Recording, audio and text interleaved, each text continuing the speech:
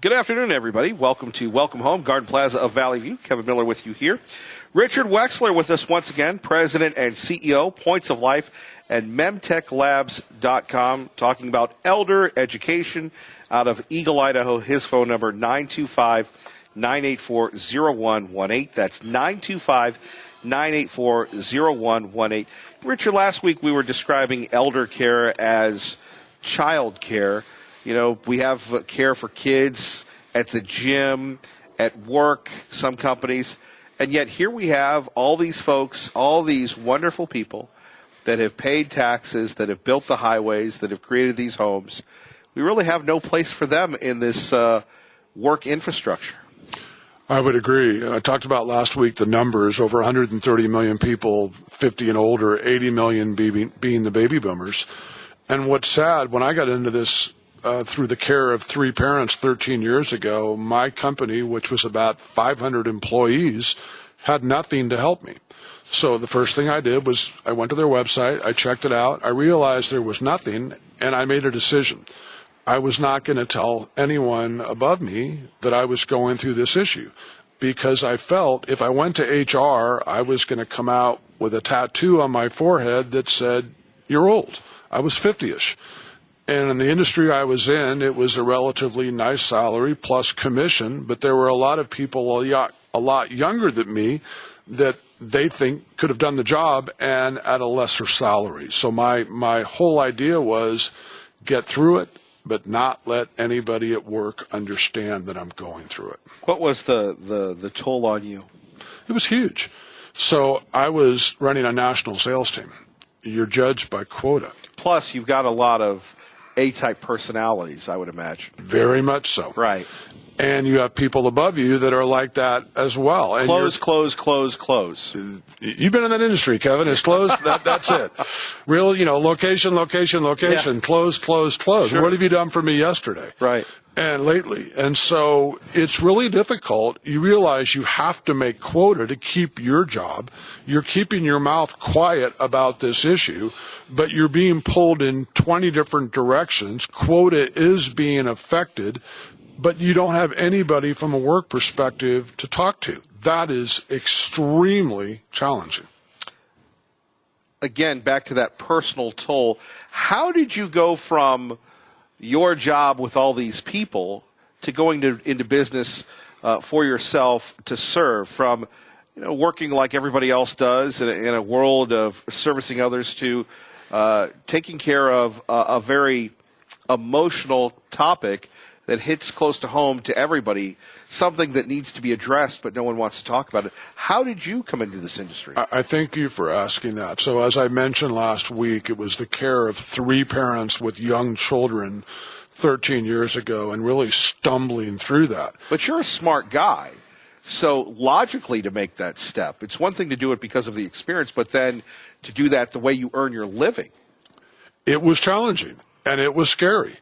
To all of a sudden decide to leave the software industry, I was so concerned that there were so many people out there like myself that didn't know anything about this thing called aging and care, that I had to do something to make a difference. So I made the decision, along with my wife, to leave what I was doing, start our company, Points of Life. MemTech Labs came later, and really try to figure out, I exaggerate about this, but spending about 40 hours a day learning everything I could learn about aging and care. And somewhere along the line became a national expert. And then said, I need to take that information and educate the public.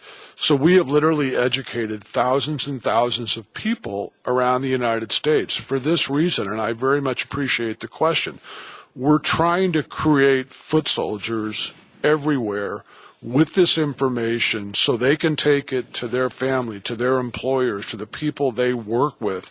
Because part of my biggest concern is there really isn't a conversation about any of this in Washington. There really isn't a conversation about any of this at any state capital levels. It's on us.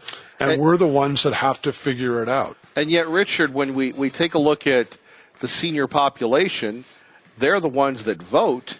They're the ones with the most disposable income, and yet they're the ones that are ignored. They are ignored. And, you've talked about before, we're still in a culture where it's okay to take care of a child. But we have not come to the realization that we have so many people moving north in age that it has to become okay to take care of an older individual in your family. That is a huge issue that we as a country have to come to grips with. Going from it's a burden to it's a privilege. Because in a way, not in a way, it is a privilege. Your parents, grandparents have done so much for us, and then when they need help, to be able to provide that. Again, we need to change that. If you were the governor of the state of Idaho, let's just start locally with the state of Idaho. What could the state do?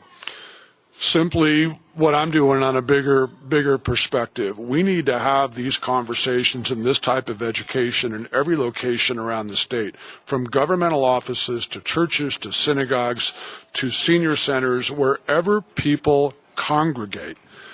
There needs to be a conversation about what it means to age, what care is, what care costs both emotionally and financially.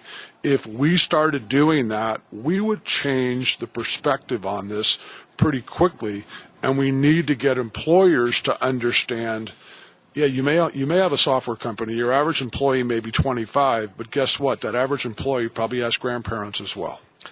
We take a look at how we've aged.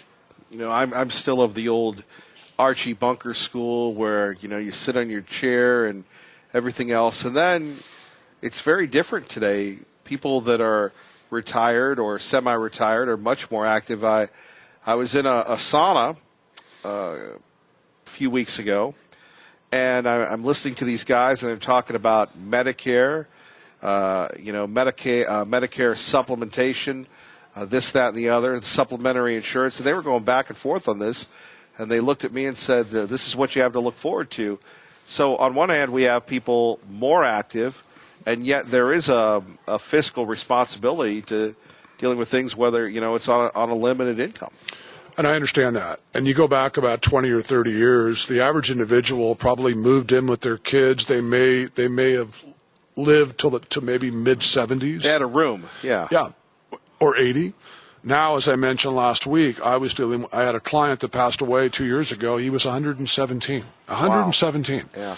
And many, many people are now living past 100. So we have to understand what it means to age from all perspectives. I'm 65. I got that privilege this year to become part of Medicare and understand what a supplement was versus an advantage plan and so on. And as you said, it is something you want to do when you reach that age, but you also have to start looking around you and see what type of loved ones do you have that may be your age or above, and what do you need to do to understand what that's going to mean for your whole family. Well, and convincing them that moving to Garden Plaza, Valley View, or another place would be in their best interest, but it is confusing. So when you meet with groups, what do you talk about as far as paying for your retirement or your living? So a lot of people think that Medicare pays for long-term care. It does not. It'll pay for part of your time in the hospital. It'll pay for part of your time in a skilled nursing. It'll pay for durable medical equipment, wheelchair, walker, things like that. It does not pay for long-term care. So what do you do? So there's quite a few options. The common ones are if you're the older individual, you're 85 and you need care or older, it's going to be your savings. Or do you have a long-term care insurance policy? Or if you own a home and you want to stay at home, it may be a reverse mortgage. Or, as we've talked about, it may be the kids. I give this example all the time about Bill and Becky, these infamous kids. It may be contributions from them as well. There are more avenues. But the biggest thing I can recommend is if you have a financial planner in your life, please meet with that individual, discuss this in detail, discuss how you can afford care for older loved ones and yourself. If you do not have a financial individual in your life, you can contact a company like ours. We'll connect you, whether it's here or any place across the country. Well, And then when you deal with a financial planner, especially with the elderly, you're always concerned about getting ripped off. Very much so. So obviously it has to be someone that's above board and will take care of mom, whether she's 85 or 90, the kids, whether they're 25 to 60 years of age. Any advice on how to find a reputable financial planner?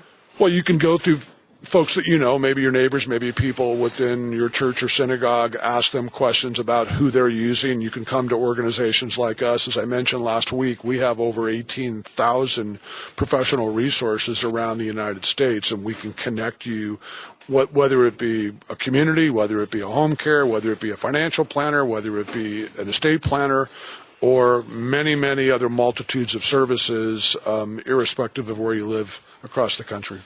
And your websites again? My website it's pointsoflife.org and memtech.com. memtechlabs.com. And there was a quiz on that, so I'm Yep. glad. Okay.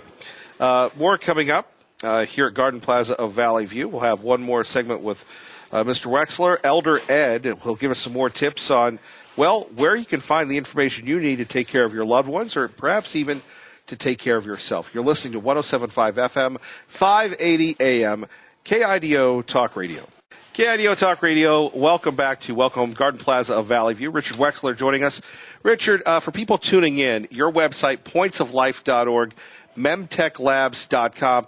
What is the memtechlabs.com website about, sir? It's a company we launched in the last year. We've actually talked about this subject, Kevin, a lot of concern about people suffering from cognitive decline. Yeah. So we tried to figure out what can we as this little company do.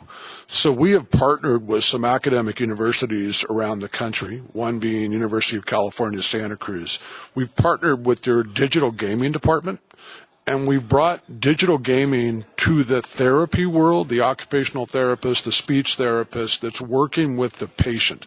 There's a lot of research on both sides of the coin that you can do this, this, and this, and nothing will help from a cognitive decline perspective. There's a lot of research that you can do this, this, and this, and it will help. My philosophy is, if it might help, why not? So we're encouraging therapists to utilize these games with their patients to keep that marble spinning in the appropriate direction, going north and not staying stagnant or going south. And this is technology that can help people. It's technology, and it's utilizing that technology to get the games that challenging, music, fun. It can be done by anyone that can utilize their fingers and will stimulate the brain. And then we are also collecting data to see, is it helping? Because we have no idea. It may or it may not. Our hope is that it might. You know, we go back to how we age, and that old philosophy will just hang out, but you have people starting second careers. The president of CWI, we had him on recently, and I think he must be in his 70s. He's taking his Social Security, but he's continuing to work. So, again, retirement doesn't have to end at 65 or 70. People continue to work. And is that a good thing, do you think, Richard? I think it's a very good thing to keeping that marble upstairs moving in the right direction. Activity level for folks that are 60, 70 plus is much different than it used to be 20 or 30 years ago. That's how we're seeing people, in addition to advancements in medication, living a lot longer. So I will always encourage someone that continually wants to work, whether they're doing something on a volunteer basis or doing something from an income basis, to do that and challenge themselves. Because part of it that we've talked about, because of all this, we are living a lot longer. So the average, I'm going to retire at 65 or 70, my comment then is, are you set up from a financial perspective to possibly live into your hundreds? And people look at me cross-eyed. Can you repeat that again? So a lot of people want that age, 65 or 70, that I'm going to retire. It's been going on forever in this country. And people say that to me, and my response back to them is, okay, Kevin, I get that. But are you financially set up, if you retire at 60 or 70 and you're not making any more income, to be able to live comfortably, possibly get care and live into your hundreds. And people look at me like I'm crazy, but that's reality now. Richard Wexler joining us here. Welcome home, Garden Plaza, Valley View. How important are homes like Garden Plaza for development, for taking care of folks? They're extremely important, and I'll use a personal example. So my 95-year-old mom that we're taking care of does not want to leave the home, so she's getting care in the home. But the biggest issue that she talks to me about all the time is having no friends left. She's 95, that happens, and lack of socialization. So there are beautiful communities like this, but a lot of it is the socialization. You may be 90, 95 years of age, and you still have people around you that you can communicate with, and again, keep that marble in our head, hopefully moving north. And it's so important, I would imagine, to have those shared life experiences. Very much so. And I've sat and talked to many people in communities like this.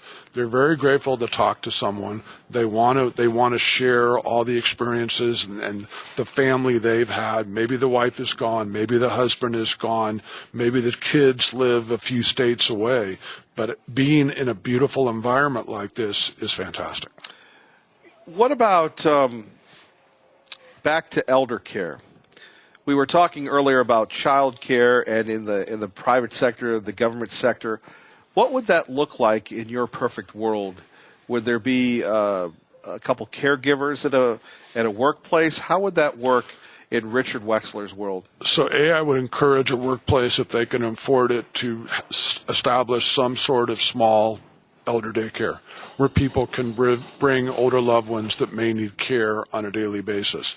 But the first thing that I would certainly want them to do is to provide something like Elder Ed, where the employees, it's something we do. We actually work with a lot of employers around the country. We do lunches and learns where we bring in the information. It may be a 40-year-old employee of what's coming down the line and what you should prepare for.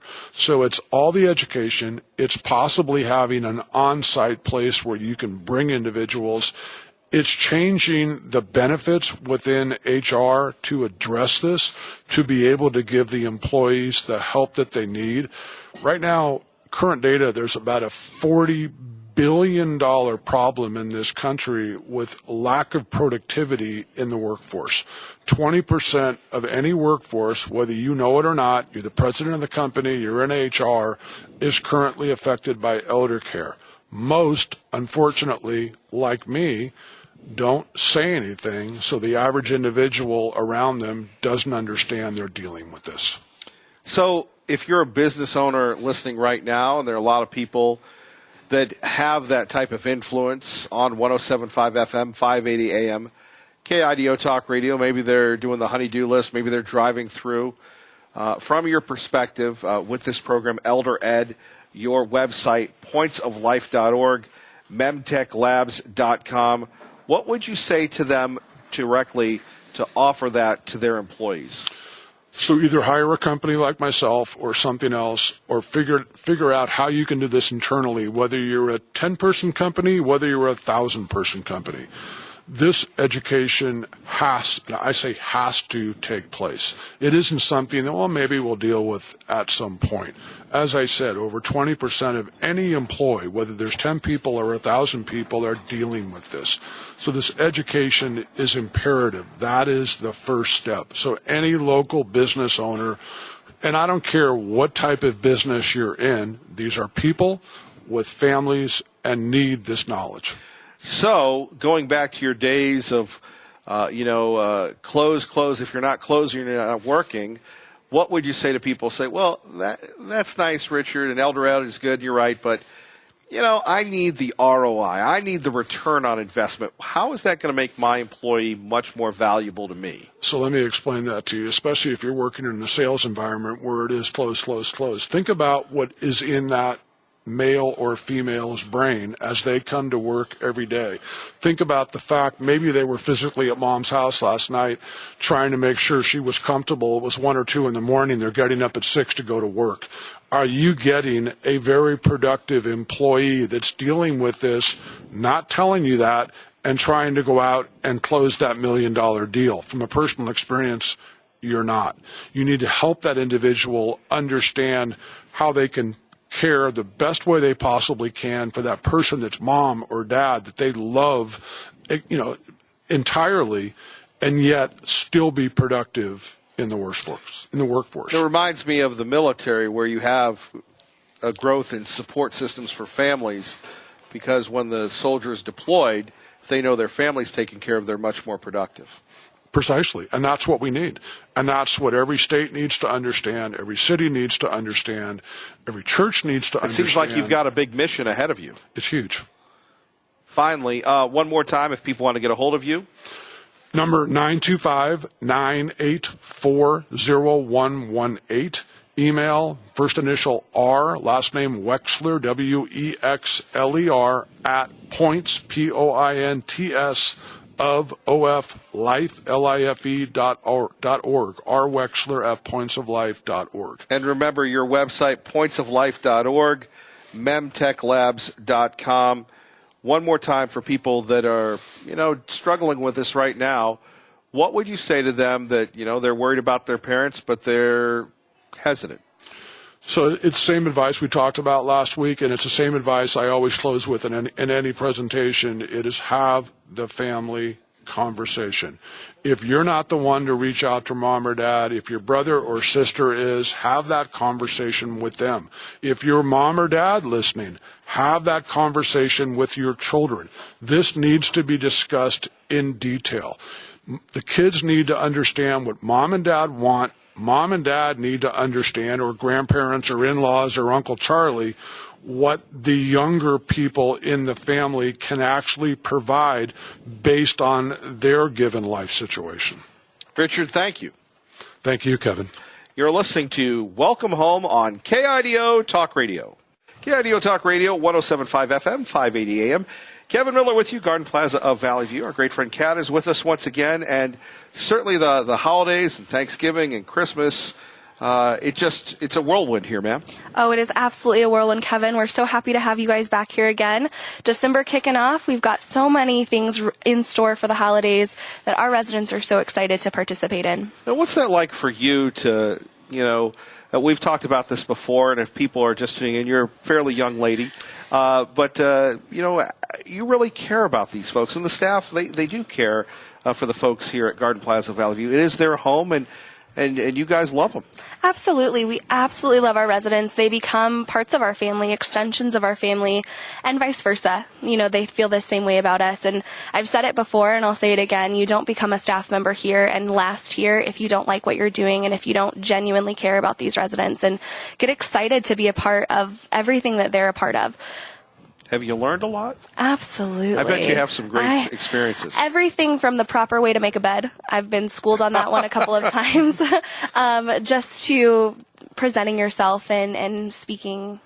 Sure. We're getting ready for the Christmas season. Absolutely. Never a dull moment around here. It's my favorite time of year, Kevin. I absolutely love it. We, in just a couple days, we'll have our big tree lighting ceremony on December 3rd at 6:30. Outside in our main atrium area, we will have a very large tree that will get decorated. We'll have carolers out here, and a choir band will be joining us as well. We'll light the tree. We'll have some cocoa and cider and let our residents participate in that. And as I'm sure the weather turns cold, we'll come back inside. I'm with you. There's a lot of planning that goes into that, Kat. Why is that important? The planning is important because any event that gets executed correctly needs proper planning.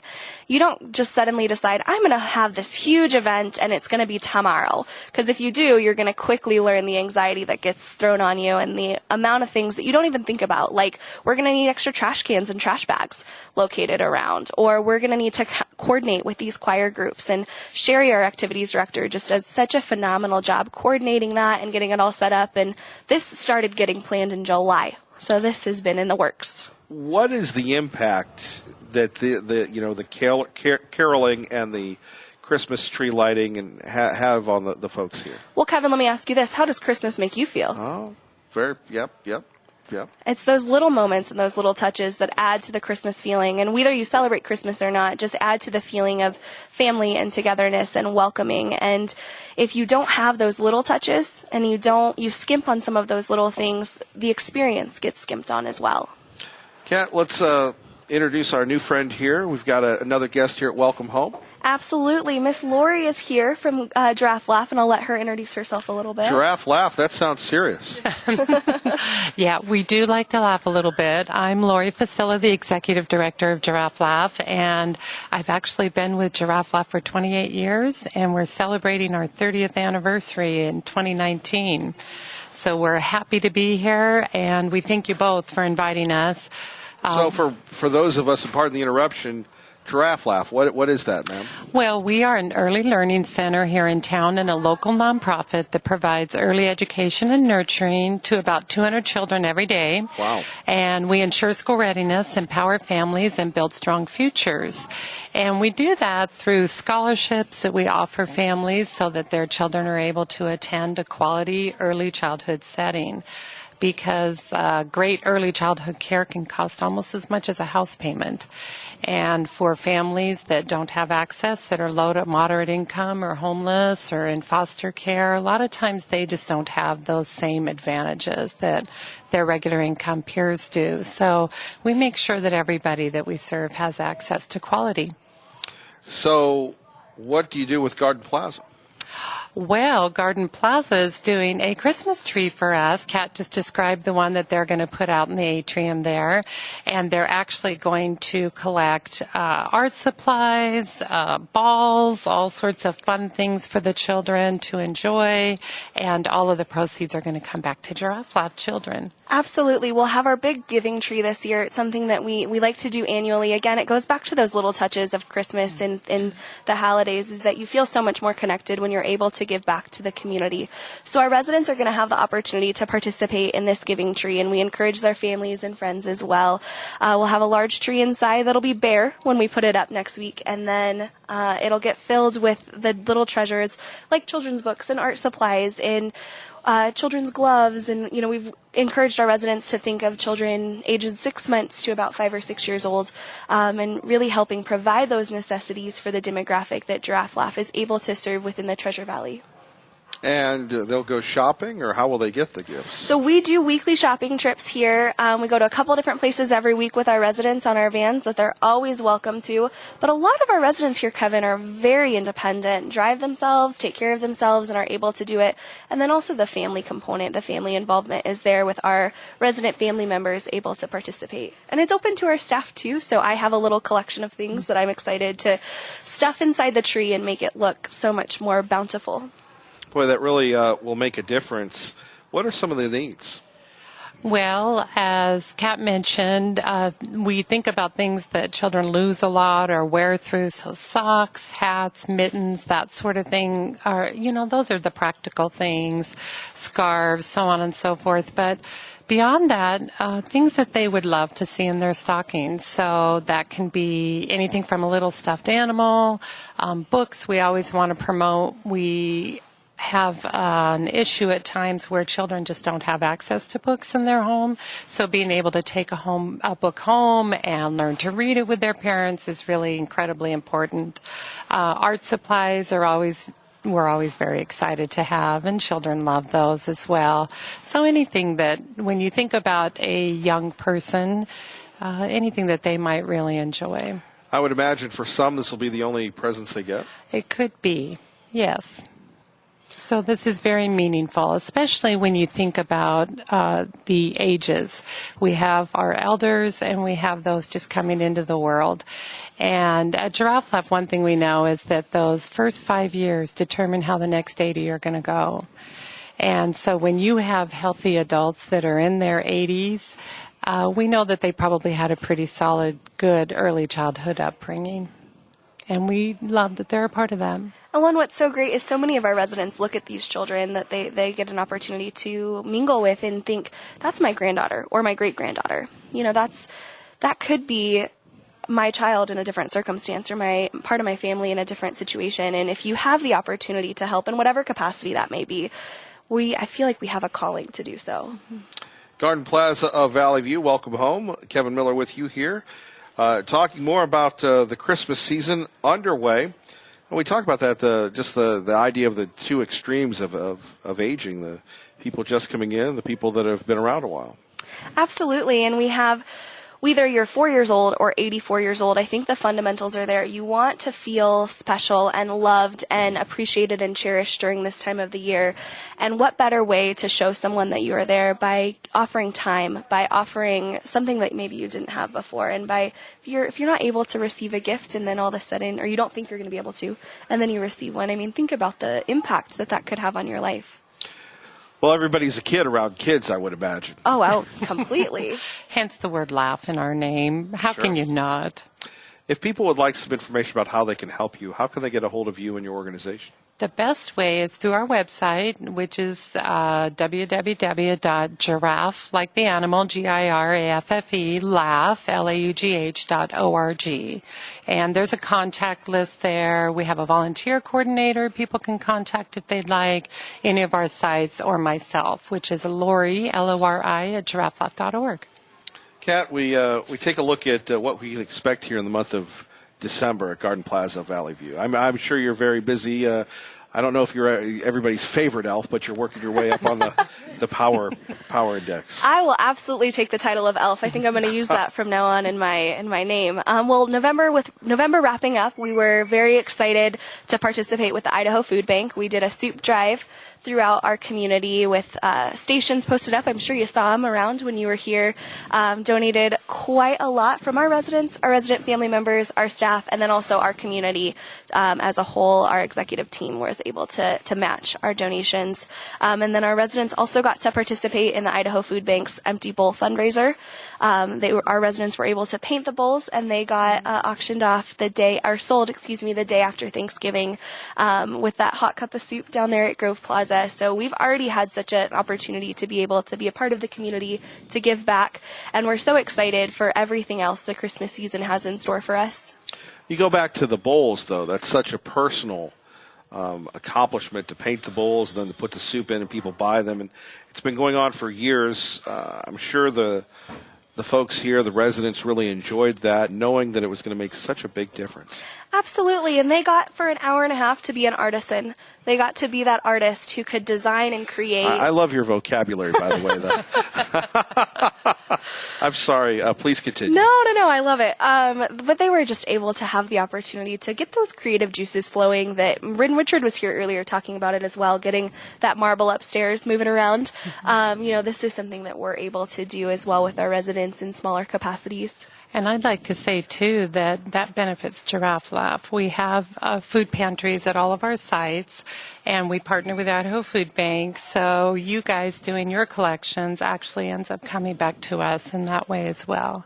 All right. We appreciate that. Coming up, more of Welcome Home. We are at Garden Plaza of Valley View on 107.5 FM, 580 AM, KIDO Talk Radio. KIDO Talk Radio, 107.5 FM, 580 AM. Garden Plaza of Valley View, here with Kat, talking about other issues going on here. And, we can never talk so much about Christmas and the impact it has. What will Christmas be like here? Last segment, we were talking about the bowls during Thanksgiving, obviously the giving tree. But when we're talking about Christmas, what will it be like as we get ready for the big day? As we get ready for the big day, you are going to see a Christmas overload as you walk through our halls and our doors. Our building will be completely set up. Lights everywhere, decorations everywhere. We'll have cider and cocoa at all of our hydration stations. And then so many of our residents get really creative with the wreaths they hang on their doors, and they're able to embody that Christmas spirit upon themselves. We have lots of activities, a big art show that's going to take place soon to be able to get ready for the season. And then, Christmas Day is right around the corner, and we have our big feast that we'll have here on Christmas Day. Kat, why is that so important when you're talking to family members that maybe they're out of state, that their grandparents or parents are being taken care of? That's an incredible amount of responsibility. A lot of people say it. They're all show and no-go, but you all live it here. We absolutely live it here, Kevin. I mean, when you look around our walls, when you walk through our building, when you talk with any staff member, you're going to get that sense of personality and that personal touches that come across. And you're going to see it on every aspect. And it's completely important to family members. I mean, I know just my own parents living far away, they're about 1,000 miles away right now, and knowing that I can't be right next to them is hard. And if I know that there's people around them supporting them and loving them and offering them whatever they can, that is absolutely going to make the difference to my peace of mind. Now, we'll go back to Miss Lori. What about Giraffe Laugh? What will be Christmas like for you? Oh my goodness, it's the most exciting time of the year. We have Santa Claus. He comes and visits, of course, and passes out gifts. So if we receive these gifts in time, we'll probably have Santa help us with that to pass those out to the children.